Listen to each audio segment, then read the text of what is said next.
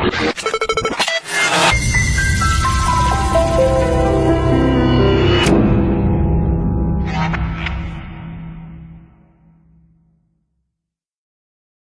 aplaus yang luar biasa untuk Bapak Dr. Hamdan Zulfa.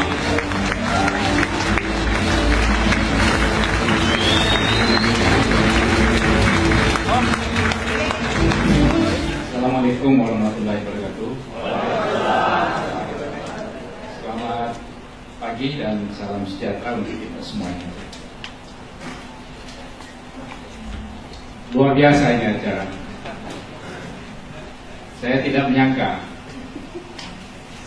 hari ini harusnya ada undangan untuk menghadiri sidang tahunan MPR.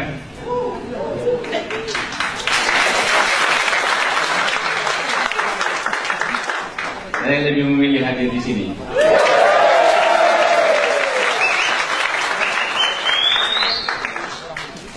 Untuk IGIS, saya diminta berbicara mengenai pemberdayaan ekonomi, tapi saya ingin lebih spesifik. Karena besok adalah hari kemerdekaan kita, hari kemerdekaan Indonesia yang ke-71. Maka saya ingin membawakan sesuatu yang lebih spesifik, Jabon dan makna kemerdekaan.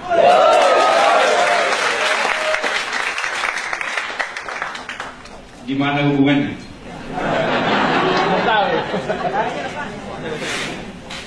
Terus kalian berjalan.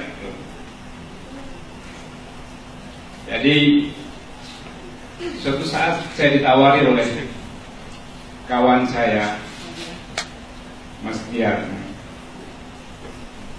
datang ke kantor saya. Ya, tidak banyak diterangkannya, tapi gambar-gambar pohon itu.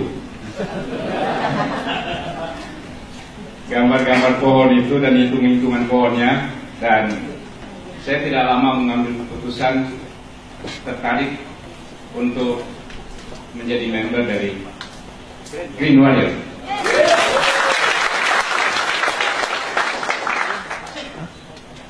Saya tidak termasuk orang kaya, tapi saya melihat ada sesuatu yang dilakukan oleh Green Warrior. Makanya saya masuk dengan investasi.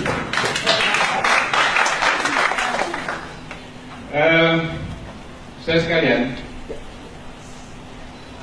pertanyaannya lebih lanjut, mengapa saya masuk menjadi anggota Green Warrior?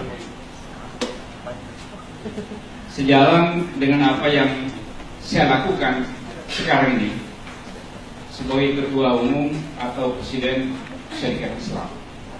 Jujur saya sampaikan, yang dilakukan oleh Syarikat Islam seperti juga gerakan yang dilakukan oleh Green Warrior.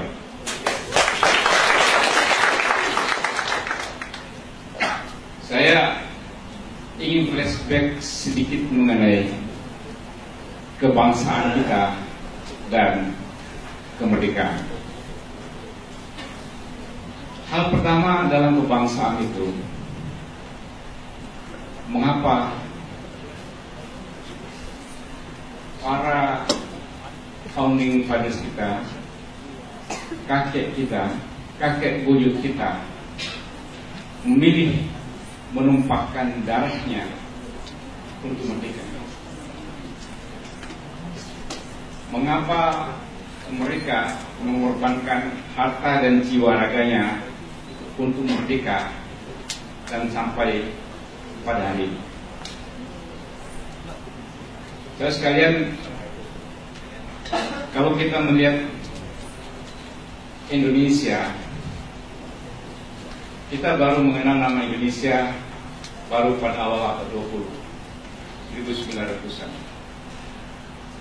Sebelumnya tidak mengenal nama Indonesia, tapi kita mengenal sisa-sisa kejayaan kerajaan yang ada di negeri ini, yang dimulai dari kerajaan Sriwijaya, kerajaan Majapahit, dan seterusnya.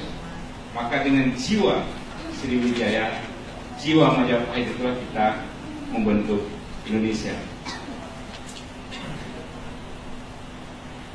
Saudara sekalian, kalau kita lihat mengapa Sriwijaya, Majapahit, kemudian kita hilang kejayaan Sriwijaya, kejayaan Majapahit, dan membuat kita di bawah penjajahan.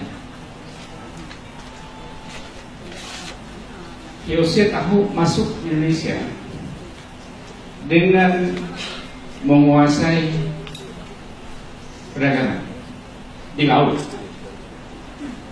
Jadi mulai ditundukkan satu persatu penguasaan dagang yang dilakukan oleh kerajaan-kerajaan di timur Indonesia, dan Indonesia menjadi perebutan dari berbagai negara imperialis, negara-negara penjajah, Portugis, Inggris, Belanda. Setelah mereka menguasai perdagangan, kemudian secara terus-menerus sejak abad 1600 sekian, ketika VOC rontok karena korupsi, VOC rontok, kemudian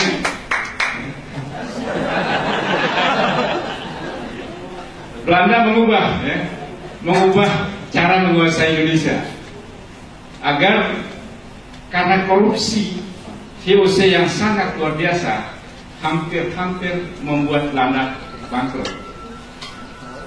Maka untuk mengembalikan dan memulihkan kembali Belanda, mengubah politik kekuasaan Indonesia dengan melakukan tanam paksa, kultur stelsel.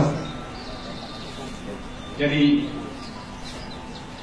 kita disuruh bekerja tanpa dibayar hanya cukup untuk makan. Bagi yang punya tanah, para tuan tanah diambil tanahnya dan hanya diberikan 25% dari nilai tanahnya itu untuk kehidupannya. Jadi kultur stelsel. Setelah kultur stelsel, nampaknya ketika mau disahkan menjadi undang-undang resmi dari pemerintah Belanda, ditolak oleh Tweede Kamer, DPR di Belanda, tidak disetujui, tapi sudah terlanjur dilaksanakan Indonesia. Tapi pada saat yang bersamaan terjadi revolusi industri. Revolusi industri, berkembang perusahaan-perusahaan besar di Eropa, dan oleh Belanda menyusul revolusi industri itu mengundang pemodal dari Eropa dan Belanda untuk masuk ke Indonesia dan menanamkan investasinya. Pada saat yang sama, Belanda mengubah lagi kebijakan terhadap tanah Hindia Belanda dengan apa yang disebut dengan domain verklaring. Domain verklaring melalui Agraris Wet tahun 1870. Domain verklaring ini adalah seluruh tanah-tanah yang ada di Hindia Belanda yang tidak bersurat adalah tanah-tanah bebas yang bisa diambil oleh Belanda untuk menjadi perkebunan besar. Jadi mana? Coba selanjutnya. Ya. Terus. Ya. Tahun 1926 di Jawa dan Madura ada 826.000 hektar tanah yang dijadikan tanah-tanah perkebunan investasi Belanda. Yang mana?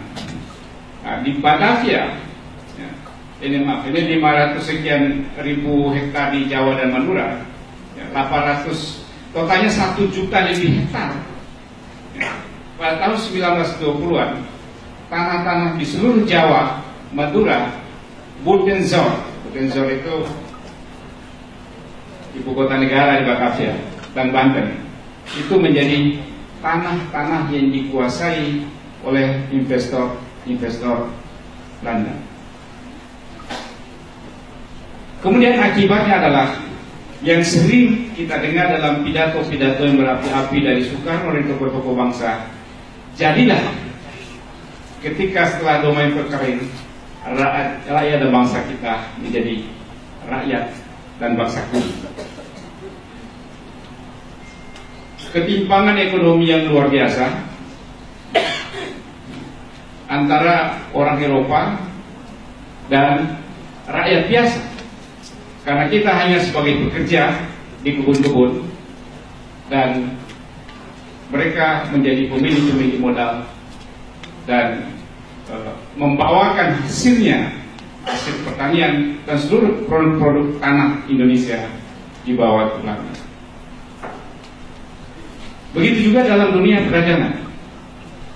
Para pedagang-pedagang kita yang tadi tumbuh berkembang, ekspor kita yang luar biasa, semua menjadi terhenti dan kita hanya menjadi bangsa pekerja dan pedagang-pedagang kita terpinggirkan. Jadi karena kondisi inilah saya mencapai pada suatu kesimpulan bahwa gerakan kemerdekaan lahir karena ketidakadilan sosial dan ketidakadilan ekonomi. Oleh karena itu, gerakan itu dimulai sebenarnya tahun 1903 Jamiat Khair, 1905 Serikat Dagang Islam, 1908 Budi Utomo. Saya sering katakan, saya agak protes kepada pemerintah dulu yang menetapkan Hari Kebangkitan Nasional di 1908, karena organisasi rakyat, pergerakan rakyat yang sebenarnya itu adalah 1905, yaitu Serikat Dagang Islam yang didirikan oleh Samanhudi di Solo. Benar-benar gerakan rakyat, anggota-anggotanya adalah rakyat, pribumi, Bumi-Putra. Sementara Budi Utomo adalah para priai Jawa dan Madura. Tidak pernah mempergunakan bahasa Melayu dalam kongres sampai tahun 1929 dan bubar. Yang dipergunakan hanya bahasa Jawa dan bahasa Belanda. Sementara dalam kongres Serikat Dagang Islam, Serikat Islam semuanya menggunakan bahasa Melayu. Dan gerakan rakyat, anggota dari Budi Utomo adalah eksklusif, tidak boleh rakyat kecil masuk. Jadi saya sering protes, ada kesalahan dulu dalam gerakan Hari Kebangkitan Nasional. Tapi saya ingin lanjut, saya sekalian, bahwa ada ketimpangan yang luar biasa, ketimpangan ekonomi, ketimpangan sosial antara kita pemilik tanah, pemilik negeri dengan kaum penjajah. Lahirlah gerakan di mana-mana yang diawali pada awal abad 20 ini, 1905. Gerakan menentang ketidakadilan ekonomi. Gerakan menentang ketidakadilan sosial. Jadi ultimate goal gerakan kemerdekaan Indonesia seperti dalam diktum 5 Pancasila itu, keadilan sosial itu ultimate goal. Kemudian untuk mencapai keadilan sosial itu harus ada pintunya. Pintunya adalah kemerdekaan politik. Menurut para pendiri kita, tidak mungkin kita akan mencapai ultimate goal itu tanpa kita mengurus sendiri negeri kita. Karena dengan diurus oleh orang lain, maka setiap tindakannya akan merugikan bangsa Hindi. Itu namanya bangsa Hindia Belanda. Karena itulah perubahan-perubahan dari gerakan ketidakadilan ekonomi ini muncul gerakan-gerakan untuk mencapai kemerdekaan politik itu perlu kecerdasan. Gerakan pendidikan lahir Muhammadiyah, Budi Utomo, Yesus lahir tumbuh di mana-mana. Karena itulah pintu kita untuk mencapai kemerdekaan politik. Jadi inilah yang mengawali kebangkitan nasional kita adalah karena gerakan ketidakadilan yang terus penjelasan bangsa untuk mencapai kemerdekaan politik. Saya tidak menguraikan secara terus-menerus sejarah-sejarah detail perjuangan kita, tapi saya ingin katakan bahwa kemerdekaan politik hanyalah pintu kita untuk mencapai kemerdekaan sejati.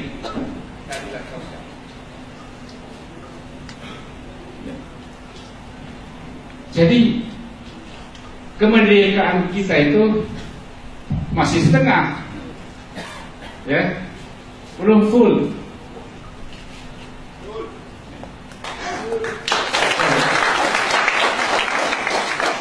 Hari kemerdekaan yang kita rayakan pada hari ini adalah baru merayakan hari kemerdekaan politik.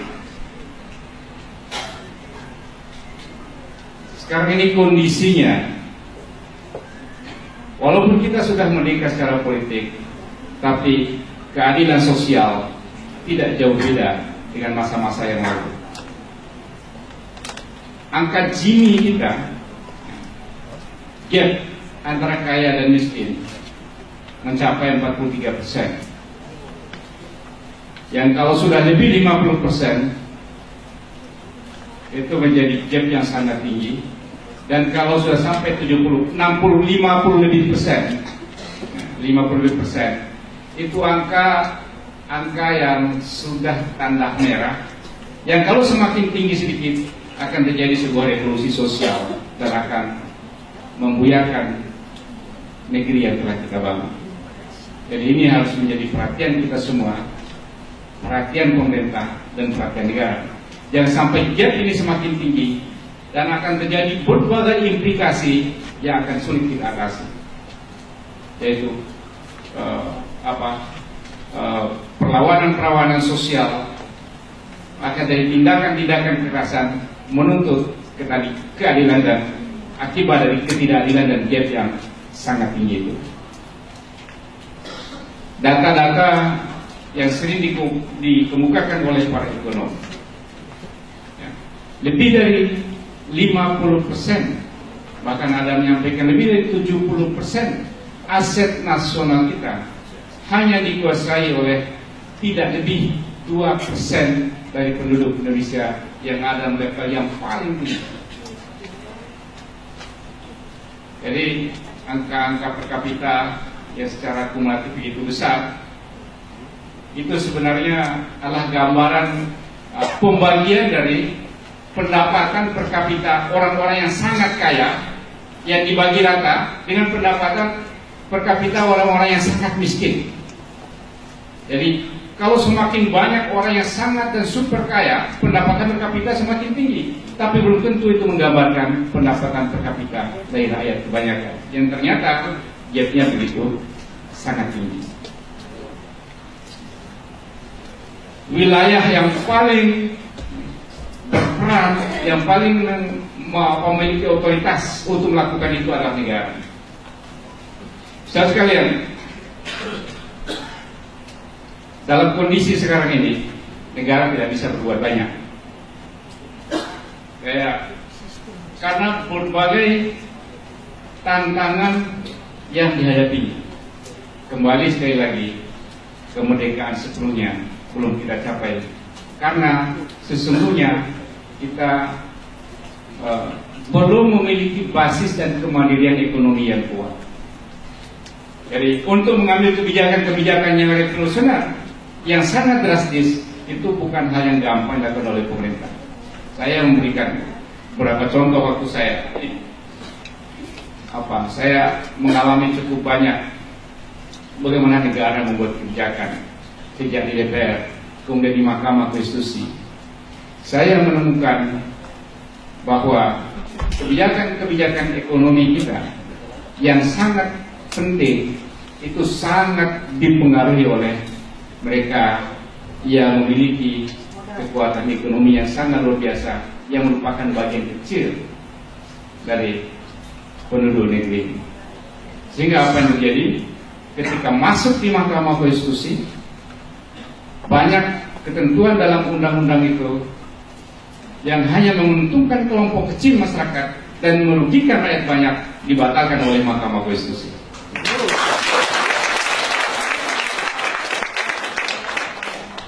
Ada undang listrik, ada undang tenaga air, ada undang-undang pulau-pulau kecil, pesisir pulau-pulau kecil, ya. Dan ada banyak hal lain yang waktu saya di Mahkamah Konstitusi saya merasakan betul bahwa undang-undang itu lahir bukan dalam suasana benar-benar kebebasan rakyat untuk menentukan undang-undang, tapi ada di backman yang sangat berpengaruh di belakangnya. Ini bahaya. Jadi saya katakan, harapan kita pada negara bukan berarti kita tidak percaya kepada negara, tapi negara begitu sangat rumit untuk menipiskan angka jet yang begitu tinggi tadi. Bukan hal yang gampang, bukan hal yang mudah. Oleh karena itu, saudara sekalian, setelah saya di Mahkamah Konstitusi, saya lebih memilih untuk bersama rakyat melakukan gerakan pemberantasan.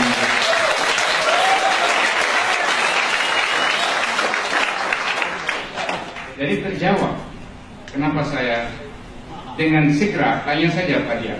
Saya tidak berpikir lama-lama untuk memutuskan hasil PBI.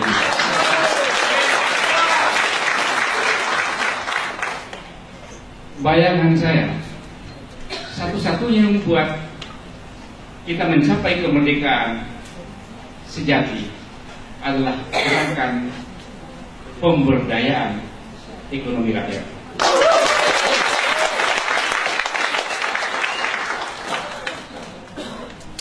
Untuk melawan kapitalisme, untuk melawan yang besar-besar sekali, mereka memiliki akumulasi modal, tapi rakyat memiliki akumulasi kekuatan rakyat. Himpunan yang kecil-kecil menjadi besar. Saya membaca tulisan-tulisan dari Hatta, tulisan-tulisan dari tokoh kita mengenai sistem ekonomi menurut Undang-Undang Dasar. Inilah sistem ekonomi yang menjadi guidance norma Undang-Undang Dasar kita. Ekonomi kerakyatan, ekonomi yang dibangun secara bersama-sama, itulah ekonomi dan sistem yang dikehendaki oleh Undang-Undang Dasar kita. Itulah sistem ekonomi konstitusi. Jadi apa yang saya lakukan sekarang ini, ya, ini kenapa ada hubungan dengan AGIS. Yang saya lakukan sekarang ini adalah menghidupkan kembali syarikat Islam dalam semangat syarikat dagang Islam.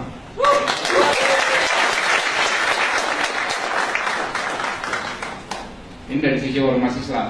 Belum ada satupun ormas Islam yang secara nasional mengkhususkan diri untuk mengembangkan dakwah ekonomi sebagai brandingnya. Yang adalah pendidikan dan sosial, kemudian pendidikan dan keagamaan. Belum ada yang itu. Dan saya memiliki keyakinan yang sangat kuat.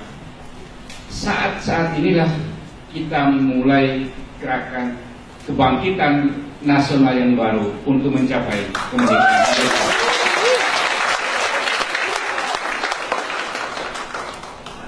Saya tidak ingin menguraikan berbagai hal yang saya persiapkan. Sekarang ini dalam gerakan syarikat Islam yang mengambil inspirasi dari syarikat dagang Islam, tapi saya ingin masuk kepada Jabon.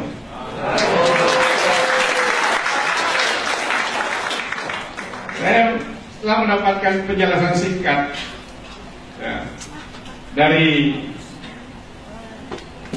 LC Swing,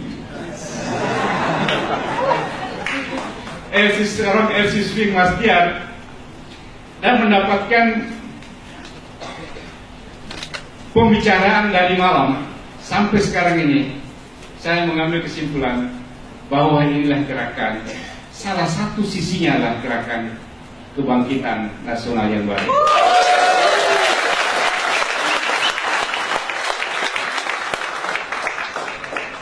Kita kembali kepada modal kita yang sangat melimpah, yaitu tanah kita yang subur. Untuk membangun Indonesia, kita harus memiliki keunggulan-keunggulan. Keunggulan kita yang tidak banyak dimiliki oleh negara lain. Kita salah satu negara tropis yang sangat subur, di samping di Amerika Latin sebagian. Maka itulah modal kita untuk membangun Indonesia, untuk membangun kemandirian ekonomi.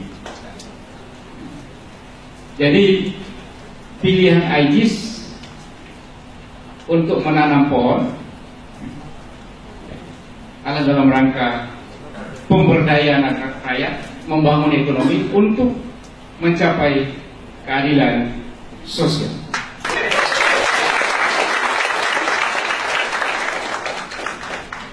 Jadi makna kemerdekaan bagi Jabon dan para Green Warrior adalah pejuang kebangkitan nasional mencapai kemerdekaan sejati, yaitu keadilan sosial. Semakin besar size dari gerakan ini, semakin rakyat disadarkan, semakin petani disadarkan, dan semakin petani mendapatkan hasil yang baik dari upaya yang kita lakukan. Kemudian para Green Warrior menjadi pedagang-pedagang yang tangguh dengan berbagai produk tadi, dan sudah akan berkembang, akan membangun raksasa ekonomi baru.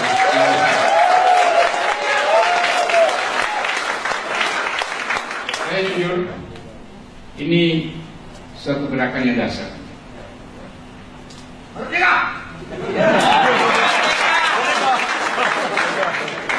Jadi mari, saya bilang saya tidak bisa aktif, tapi saya di gerakan yang sama, dengan motivasi yang sama, gerakan pemberdayaan rakyat di banyak bidang-bidang yang lain, tapi saya mendukung dan membackup penuh untuk perkembangan nasional. Dan saya bilang sama saya nanti titip anak saya untuk belajar sini, dan saya minta untuk masuk dalam anggota Green Warrior.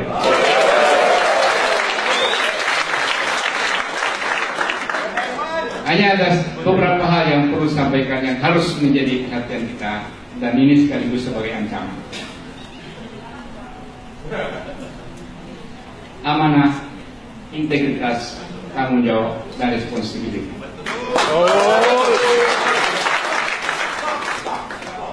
Kalau ini rusak, rusaklah seluruh gerakan ini.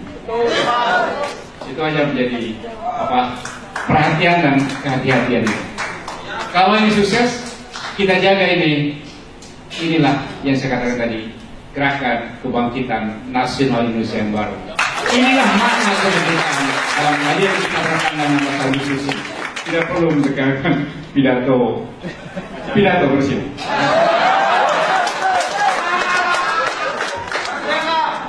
Terima kasih sekalian. Terima kasih, dan saya ucapkan selamat luar biasa.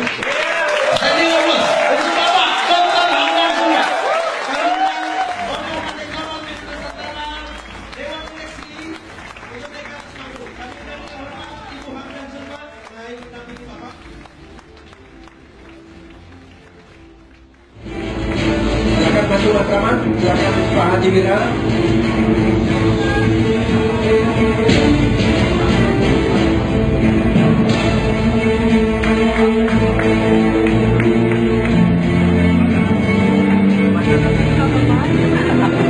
Ya, langsung ganti jam tangan.